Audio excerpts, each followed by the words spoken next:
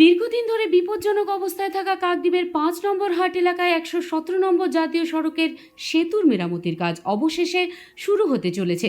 সেতুটির অবস্থা এতটাই দুর্বল যে এখানে ইতিমধ্যেই বড় অক্ষরে সতর্কীকরণ বোর্ডে সেতুর উপর দিয়ে গাড়ি আস্তে চালান বলে লেখা হয়েছে।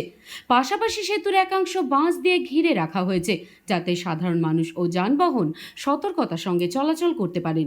প্রশাসন সূত্রে জানা গিয়েছে আগামী ১৮ই জুলাই শনিবার দুপুর ১২টা থেকে সেতুটির মেরামতির কাজ শুরু হবে, যা চলবে ১৯শে জুলাই দুপুর ১২টা পর্যন্ত। এই ২৪ ঘন্টা সেতুর উপর দিয়ে ছোট বড় কিংবা ভারী কোনো ধরনের যানবাহন চলাচল করতে পারবে না। নিরাপত্তার স্বার্থে ওই সময় সেতুর উপর সম্পূর্ণভাবে যান চলাচল বন্ধ রাখা হবে। তবে জরুরি পরিষেবার কথা মাথায় রেখে এমার্জেন্সি পরিষেবায় যানবাহন এবং ছোট যানবাহনের জন্য বিকল্প ব্যবস্থা রাখা হয়েছে। তারা টেপাখালী খালের পাশের ছোট রাস্তা ব্যবহার করে যাতায়াত করতে পারবেন বলে প্রশাসন জানিয়েছে। প্রশাসনের পক্ষ থেকে খুব শীঘ্রই এই বিষয়ে একটি আনুষ্ঠানিক বিজ্ঞপ্তি জারি করা হবে।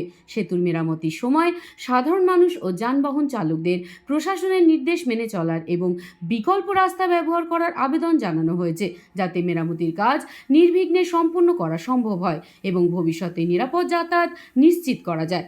কাকদ্বীপ থেকে বিশ্ব সমাচার নিউজ টিম।